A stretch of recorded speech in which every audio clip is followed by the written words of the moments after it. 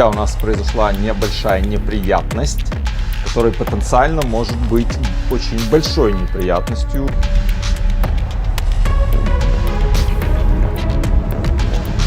Для нас становится критическая погода, надо будет принимать решение.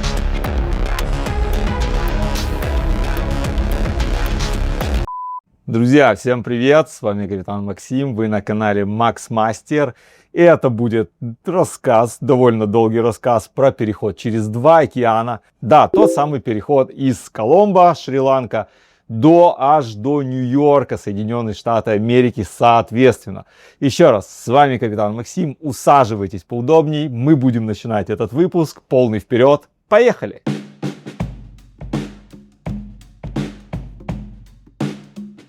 Как вы помните, предыдущий наш выпуск закончился уже, когда мы вышли из Коломбо, мы были уже underway, мы даже уже успели провести тревогу, и я вам показал то, как мы выходили. Этот же выпуск начнется через некоторое время, мы уже посередине Индийского океана и следуем в Нью-Йорк. Но следуем в него через мыс Доброй Надежды. Соответственно, мы пересечем 2 океана. Почему так? Почему мы не идем через Бабель-Мандебский пролив, Красное море, Суэцкий канал и Средиземное море? Да потому что там еще на Ближнем Востоке до сих пор на середину мая 2026 года там до сих пор продолжается довольно серьезнейший вооруженный конфликт. И компания посчитала, что безопаснее для судна, экипажа, груза, ну и так далее, нас запустить через мыс Доброй Надежды. То есть, да, это дольше. Общая дистанция составит 11 200 морских миль. Пересчет на сухопутные километры примерно 20 700 плюс. Чтобы преодолеть весь этот путь, нам понадобится около 28 суток. То есть мы вышли 30 апреля с Шри-Ланки, с Коломбо, и предполагаемое время прибытия в Нью-Йорк 27 мая 2026 года. Есть нюансы, нам нужно будет в какой-то момент снижаться, в какой-то момент добавляться, переходить на другой вид топлива, не только на мазуте идти, но переходить также на дизельное топливо в 200-мильной зоне недалеко от Соединенных Штатов Америки, там такие требования. Поэтому скорость будет до 18 узлов. К сожалению, по пути следования я уже понимаю, что там, где встречаются 2 океана, там, где встречается Индийский океан с одной стороны и Атлантический океан с другой стороны, это мыс Игольный, самая южная точка Африки. К сожалению, я так думаю, что мы застанем плохую погоду в какой-то момент. Я вам сейчас покажу синоптическую метеорологическую карту. У меня есть некий уже кое-какой прогноз погоды на этот переход. К сожалению, не весь прогноз погоды, потому что переход занимает практически месяц. И на такое время, на такую длительность точно предсказать погоду, вы знаете, невозможно. Смотрите, друзья, карта перехода. Мы выходим из Коломбо, проходим одни острова, подходим к другим. Пока все хорошо, вплоть до Мадагаскара. Здесь мы проходим Реюнион, Маврикий, огибаем Мадагаскар. Видите, уже с этой части начинает идти небольшие шторма. И как раз здесь мы подходим, и мы уже начинаем немножко цеплять. Но тем не менее, все еще позволяет нам пройти. Все хорошо. Здесь еще лучше. Здесь вообще хорошо. Мыс Игольный здесь находится, где мышка. Продолжаем. В этот момент наступает уже такая ситуация, когда мы встретим здесь примерно волна, где-то 4 метра. Здесь уже тоже где-то такая же волна. Мы огибаем мыс Доброй Надежды. То есть, понимаете, ситуация такая, что да, нет, можем зайти, можем не зайти. В этот момент здесь в Кейптаун. Но мы не можем зайти именно в порт, должен выйти катер с заменой. А он, возможно, выйти не захочет. Обогнули и пошли. В этот момент тоже для нас становится критическая погода. Здесь волна около 6 метров. И свел около 4 зыб. Шторм начинает стихать. В этой точке, чуть-чуть назад я верну, эта точка будет для нас критическая. То есть надо будет принимать решение, когда мы были еще здесь, примерно когда будем сюда подходить. То есть двигаться дальше или нет, смотреть прогноз погоды и анализировать. Дальше смотрим. Тут мы со шторма выходим и идем себе. Ну, вроде как должно быть все хорошо. Из нюансов на этом переходе нам нужно провести замену третьего механика. Да, он мьянмарец, и мы не смогли провести его замену в Коломбо, потому что его сменщик был не готов. Его сменщик готов только 7 мая, то есть у него документы обновляются, и они будут готовы только 7 мая. А у нашего заканчивается 2 июня, то есть нужно будет провести эту замену на ходу, зайдя в Кейптаун в какой-то момент. Если же из-за плохой погоды не получится, замена может сорваться. Есть как запасной вариант Walvis Bay, это Намибия, но если мы туда пойдем, это большая девиация от нашего первоначального passage плана, и мы можем потерять около суток, ну там от 12 до 24 часов, в зависимости опять же от погоды. Не знаю, пойдет ли на этой линии или нет, или нам придется с нашим третьим механиком уже идти до США. Вот такая вот история, мы уже вышли на переход, пока позволяет погода. Нужно выйти на палубу, удостовериться в том, что судно готово к такому длительному морскому переходу с учетом плохой погоды. То есть нужно проверить обтяжку всего груза, посмотреть, как зачехлены лебедки, если они в принципе зачехлены, успели их зачехлить. И, ну, в общем, вот такие вот нюансы. Чтобы сильно долго не затягивать, я уже прямо сейчас предлагаю выходить вам вместе со мной на палубу. Будем готовиться к морскому переходу вместе. Погнали!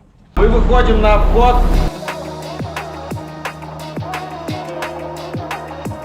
Вот это, кстати, хорошая практика. Этот пластиковый хомут очень легко срывается одной рукой, но он дает индикацию, что туда никто не залазил и ничего не украли с этого ящика. Наклеечки по лэшингу, кстати, все новые. Все постеры, не наклейки, точнее постеры все новые.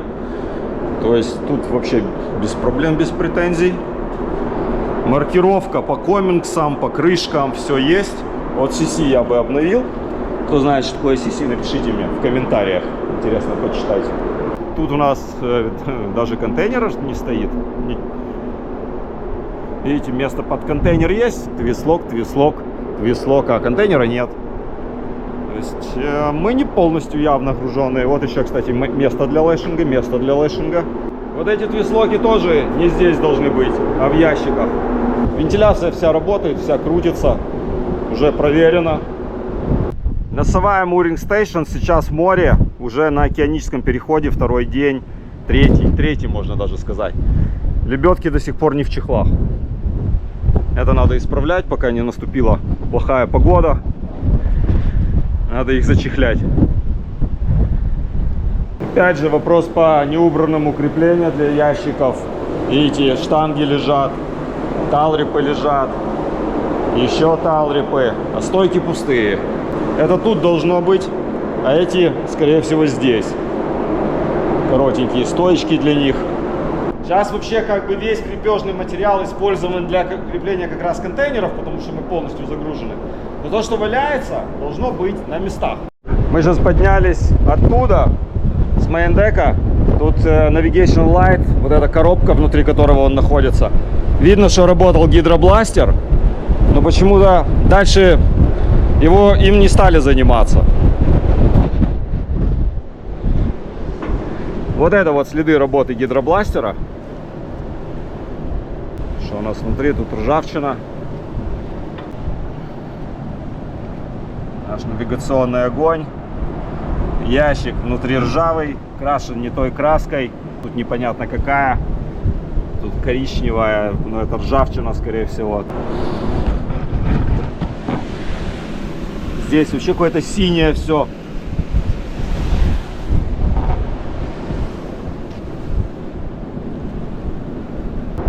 Здесь тоже почему-то валяется лэшинг. Здесь на крышке он лежит. Все придется убирать уже нашему экипажу, если они не контролируют портовых работяг. Вот это, кстати, нормально, когда он закреплен, как бы претензий нет. И видите, еще особенность парохода: на палубе не мануальные твислоки, а полуавтоматы. Те самые, которые стоят также между контейнерами. Но это именно палубные. Левый огонь навигационный. Ну, ящик сделан. Красный цвет, выкрашен. тоже надо выкрашивать. Там вообще синий цвет. Я не понимаю, кто синим цветом красил. Должно быть черное. Но я понимаю, что здесь синий. Да, как корпус. Но внутри... Мне кажется, что это просто задували краскопультом и задули сразу и внутри. Но должны выкрасить черное. Посмотрите на затяжку вот этого. Сейчас поймете, где хорошо затянуто, где плохо.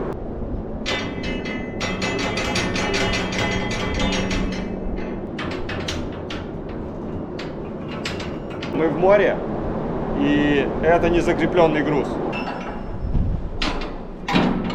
Это seaside, морская сторона. То есть те ящики, которые падают в первую очередь.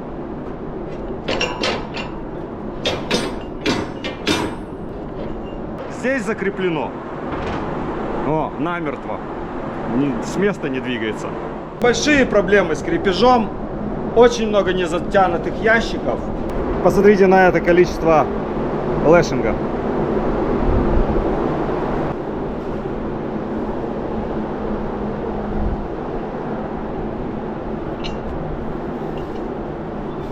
А потом люди спрашивают, почему сюда теряют контейнеры. Вот поэтому они их теряют. И завтра люди выходят обтягивать весь груз. Впереди 5-метровые волны возле мыса Доброй Надежды. Смотрите, самый последний кормовой бэй. Все, пароход дальше закончился. Вон элеваторный след.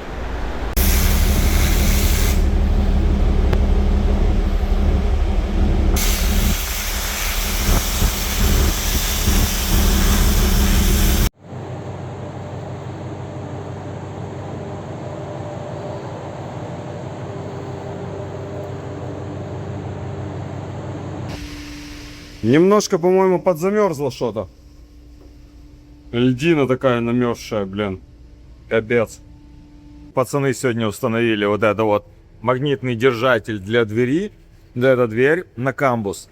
Она должна быть, если открыта, и при пожаре, при срабатывании именно пожарной тревоги, она должна автоматически закрываться. Такого раньше не было. Его здесь не было. Здесь висел вот этот стенд. Вот видите, на этом месте мы его передвинули, повесили вот эту кнопку, еще сюда 2 провода должно зайти, которые, собственно, и будут активировать этот магнитный держатель. Также можно с помощью кнопки просто нажать, и дверь, когда открыта, она сюда прислонена, так как она металлическая, держится.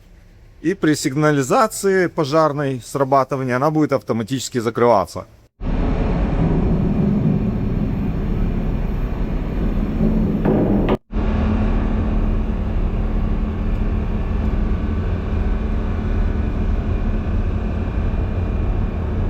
Друзья, мы опять с вами в госпитале, но по нормальной причине, слава богу. Смотрите, вот такого крана здесь быть не должно. Здесь должен быть сенсорный кран, либо кран с педалью, для того, чтобы после того, как человек помыл руки для оказания первой помощи, он больше ничего не касался. Именно поэтому Боссман сегодня устанавливает с 4-м механиком, сразу вдвоем, усиленная такая команда, вот такой кран. Он сенсорный. Здесь вот сенсор есть. Может, вы такие видели где-то в аэропортах и так далее. Это, кстати, международные требования. Это не требования компании. Так должно быть в госпиталях на судах торгового флота. Тоже отсутствует маркировка двери. Куда она ведет? Ну, понятно нам, да? Но должна быть маркировка, что это Bosun Store. Видите, нету. Здесь табличка закрашена. Надо просто трафаретом нанести и все. Здесь вот есть небольшая проблема с задрайкой. То есть, видите, когда открытое состояние, она должна быть зафиксирована. Она падает. Тут еще окей. Это, кстати, легко ремонтируется. Просто в ней есть люфт. Видите? Просто тут затягивается вот эта гайка. Вот мы ее и отремонтировали вручную. Я бы еще ключик взял, подтянул бы. И все. И окей. Все работает. Обновили краску с правого и левого борта. Вот левый навигационный огонь. Красный который. Также внутри покрашено все.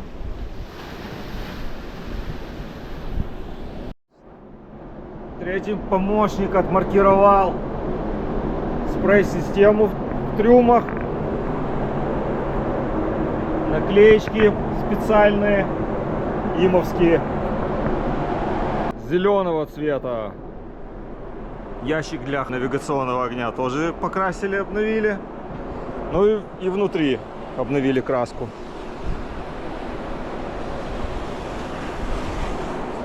Ну все, друзья, кран установлен, все прекрасно, работает проверка. О. Отлично. Тут что у нас? Дренаж почистили. А то был вообще страшно.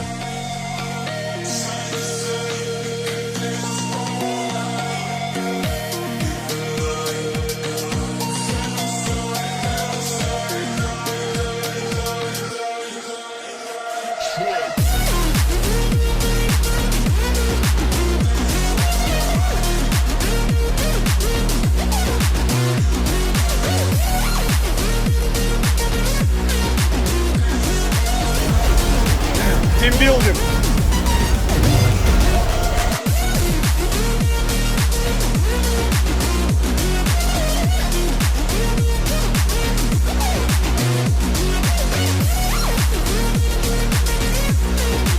Друзья, у нас произошла небольшая неприятность, которая потенциально может быть очень большой неприятностью, как и для судна, так и для экипажа, для груза, короче, для всего. В общем, мы сейчас уже подходим к тому месту, где соединяются два океана. Мы находимся в системе разделения движения, подходим к мысу Игольный. И мне старший механик сказал, что у нас потекла одна из форсунок. Точнее, форсунка цилиндра главного двигателя. Одного из цилиндров главного двигателя. Мы эту проблему заметили несколько дней назад и решили за ней понаблюдать, принимать решение, что с ним делать, что с ней делать, с этой форсункой, менять ее или нет. Сейчас мне позвонил Стармех, говорит, что нужно останавливаться, потому что течь усилилась, и потенциально, если произойдет самое плохое, то нужно будет отключать один из цилиндров главного двигателя. Если мы остановимся прямо сейчас, то на ремонт потребуется час. С учетом остановки и разгона судна после остановки нам потребуется на всю процедуру около 2 часов. И эти 2 часа, они не будут прям критическими для судна, потому что нас все равно заденет шторм. Несмотря на то, что мы его пытаемся обогнать, он нас все равно заденет. И вот эти 2 часа просто немного усугубят наше положение, но не очень сильно.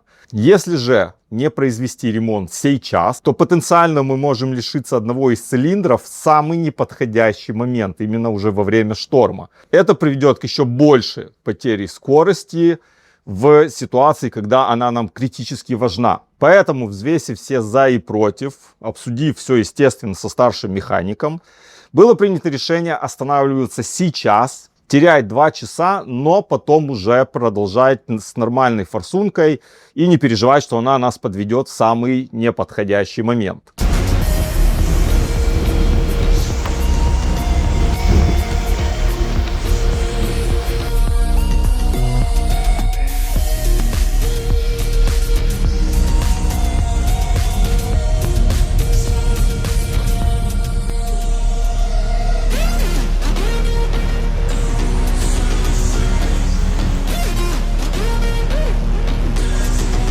Друзья, я нас всех поздравляю с успешным ремонтом. Понадобилось именно чисто на сам ремонт 54 минуты. Но нас даже заметили в офисе, что мы почему-то остановились, набрали на мостик, я как раз там был, и спросили, что у вас за неожиданная такая незапланированная остановка. Я сказал, что сейчас проводится ремонт, что мы сообщим все подробности, как только он закончится, но их сразу я успокоил, сказал, что ремонт легкий, буквально на час времени мы возобновим движение, я вам отправлю имейл. Они сказали, окей, не торопитесь, мы все поняли, мы думали, что вам необходима помощь, что у вас там случилось что-то с главным двигателем, не дай бог, что там высылать, может, уже какие-то буксиры надо. Я успокоил, говорю, не, все окей, просто потекла форсунка, это ремонт, который занимает не так много времени. Мы остановились, Механики все быстро проделали, спасибо им за это огромное, и возобновили движение. Положение наше, я, кстати, думал, что мы когда будем дрейфовать во время такой погоды, которая вот у нас была, то, что вы видели, что будет хуже судно себя вести. Но на самом деле вообще все прошло очень гладко, все очень прошло спокойно, и мы уже возобновили движение, двигаемся в сторону Кейптауна, двигаемся в сторону мыса Доброй Надежды. Уже я понимаю, что никакой замены экипажа там не будет. Более того, ее уже не будет и в Алвис-Бэй, потому что мы не успеем тогда по расписанию. Нас шторм заденет. Но так как все рассчитано, просчитано профессионалами, нас немножко пошатает, может пару раз качнет, так более-менее. Но мы к этому готовы, груз закреплен, весь экипаж предупрежден. Все на судне готово к тому, что мы встретим плохую погоду. А вот как это будет, смотрите дальше.